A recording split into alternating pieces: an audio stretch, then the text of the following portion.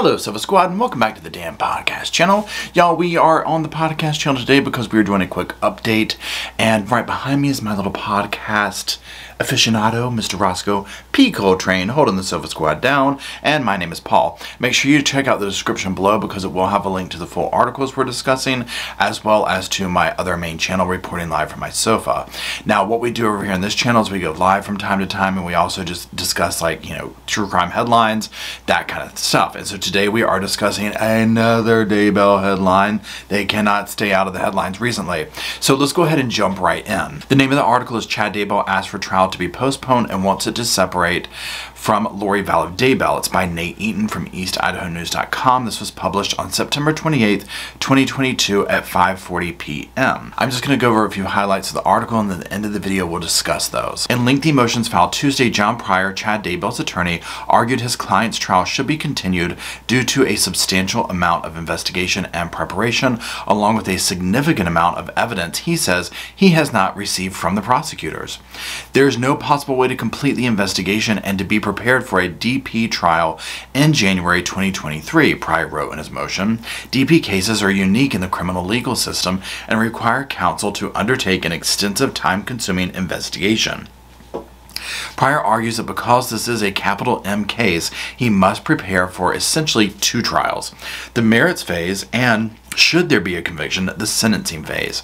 The attorney noted his time has been focused on the complex merit phase, and he is just now starting the initial stages of the sentencing phase. Pushing the case to trial prematurely will heighten the already very significant risk of reversal that is characteristic of DP cases, Pryor wrote, noting DP cases and appeals cost taxpayers millions of dollars. In order to conserve resources as well as preserve Mr. Daybell's constitutional rights and the integrity of these capital proceedings, Mr. Daybell respectfully requests this court vacate the current trial date. Chad Daybell is asking for his trial to begin no earlier than October 2023. During a hearing in December, prosecutors said they expected the trial to take up to 10 weeks and asked for it to start in September 2023. Pryor, however, asked for the trial to begin in October 2022, and Judge Boyce ended up setting the start date for January 2023. In a motion to sever, Pryor argued that having Chad Daybell tried with Lori Daybell would deprive his client of his constitutional right to present a complete defense. Pryor said he plans to introduce prior bad acts of both Miss Vallow and Alex Cox, Lori Daybell's deceased brother, as well as evidence regarding their relationship and the death of Mr. Cox. Now, before we get to my opinions and thoughts on this, let's talk about the next little update, and that's about Melanie Pawlowski, niece of so-called doomsday mom Lori Vallow, dismissed of computer tampering charge in Mesa. This is by Justin Lum. It was published September 20th, 2022. It was updated September 26, 2022. This is Fox 10 Phoenix. Mesa, Arizona, Melanie Pawlowski, the niece of Lori Vallow, the so-called doomsday mom, accused of taking the life of her two children, was dismissed from her own criminal charge in Mesa Municipal Court. She was accused of computer tampering by Mesa police. The victim in the case is her ex-husband Brandon Boudreaux. He was shot at in Gilbert in October 2019, and according to investigators, Boudreaux believed Pawlowski provided the shooter with his new address. Now let's talk about what that was, the original charges, in case anybody didn't know about that to begin with. So, Pawlowski identity theft investigation. New details in Mesa's PD identity theft investigation of Pawlowski alleged she used a copy of a $12,000 check deposited into Boudreaux's business bank account to present as an exhibit during a family custody hearing. Boudreaux and Pawlowski went through a long court battle over their 4 children after their 2019 divorce. According to the police report, Pawlowski agreed to take herself off the bank account for Boudreaux's business known as Cougar Consulting.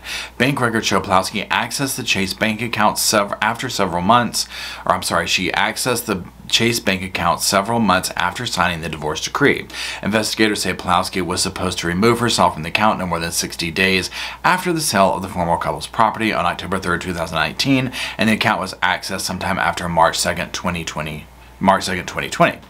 And again, those charges have now been dropped. Okay, so let's talk about my opinions and thoughts on this. I don't have any more intel as to why those charges were dropped. I just constantly feel like I don't know what's up with her, why she continually is able to get out of all forms of trouble. you know, except for the trespassing thing, I would love to see her held accountable. Now, one might only hope that maybe they were dropped because she cut a deal, but I doubt that. But again, I'm no legal expert. I don't know. So it's disappointing to see this because I do feel like she is way more involved in the situation. I am very fearful for those around her's lives still and their mental health and well-being. And so that's that. I mean, I really can't believe this. Now, let's talk about the Chad Daybell thing. A couple of things, well, a lot of things, but a couple of things right off the rip. Whew, I guess we're just gonna let them do whatever they want to at this point, right? I'm very curious to see what the judge says to this. And again, I'm guessing he's just gonna say, what do y'all want? Y'all want to go 2 years out? Sign up for it.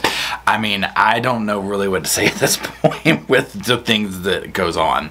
As if you follow me, you know I always stand by. I want to see justice take shape, and whatever needs to happen to make that happen, okay, great.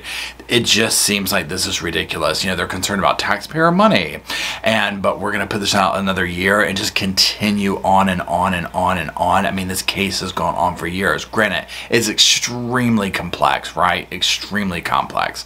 So the biggest thing of this is the aspect that he's saying he wants to present information about Lori Vallow Daybell's, you know, and Alex Cox past, you know, actions, all this kind of stuff. To me, and again, I ain't no legal expert, I ain't no shrink, okay, but this to me says, oh yeah, they're gonna be pivoting this to like pointing fingers kind of a thing.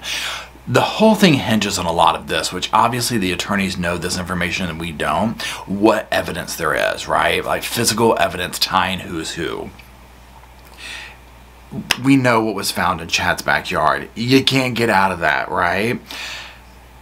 I am very curious to know, do they have physical evidence putting Chad with the bodies? If that makes sense. I'm talking about the children right now, not Tammy, right? Specifically the children. The fact that this is sounding like he's going to possibly be flipping or pointing fingers at, well, look at Chad or look at Lori and Alex. They did this and they did that, you know, and it led up to blank. You know what I'm saying? I mean, again, this is just me going off on my thoughts here, thinking out loud. But this is a major whammy out there. I mean, I really do kind of feel like, okay, this is painting a picture of what's to come. And it does sound like there is going to be some definite finger pointing at one another. And I feel like they wouldn't confidently be able to do that unless it came back to say, well, look, you know, yeah, they were found in your backyard, but guess what? You know, and I'm making this up, I don't know this for a fact. Lori's DNA was found on the remains, or Alex's DNA was found on the remains, but not Chad's. That kind of a thing, right? So that's the part where I'm just like, okay, maybe he's gonna point the fingers at that and be like, do you have videotape of me? You know what I'm saying? Or he was coerced into doing it. Who knows? But I just think it's given us a glimpse into the fact that yes, there is going to be finger pointing going on. We've all been wondering who's going to point what finger at who. And now again, it could also be subverting from Lori straight to Alex. Imagine if Alex's, you know, fingerprints, DNA, or whatever was found on the remains, which you would almost kind of expect it to be because they're all around each other, right? But you know, it just makes me want, I'm very curious about that level of evidence of what they have for or against anybody, because at the end of the day, if they can connect Alex, which they obviously with pings and whatnot they can, right? But if they can firmly connect Alex, they could both be pointing their fingers at him. Now, does this mean that you can get out of saying where the children were found, or that Tammy's, you know, suspicious circumstances, or any of the other stuff that went down with these victims in this case? No, right? I mean, it's very hard to get out of that, especially for Chad. But nonetheless, Alex isn't here to say anything, right? So I firmly believe we're going to see some things pointing, or, you know, definite blame shifting to Alex for sure. So anyways, I don't know what to say about extending it out this far. I'm just like, I don't know what to say about this case at this point. So there's no cameras, we extend it out, we just pretty much let them do whatever they want to at this point. We just let them run the courtroom. Okay. You know, that's just kind of how I feel about it at this point. And again, I just feel so bad for the family members that it's just like, this is going to go on. It's going to go on for years and years, but this is their lifetime. Even once the court settles down, it's their life, right? It's their family members. It's their loved ones that have been violently taken away from them. That doesn't end just because the cameras go off or the court settled or whatever. You know what I'm saying? It's just different levels. And honestly, I don't see this ever ending in court. I imagine this will always on some level go on, whether it's through appeals or now this lawsuit or that lawsuit. It's a life changer, and my heart aches for them for that.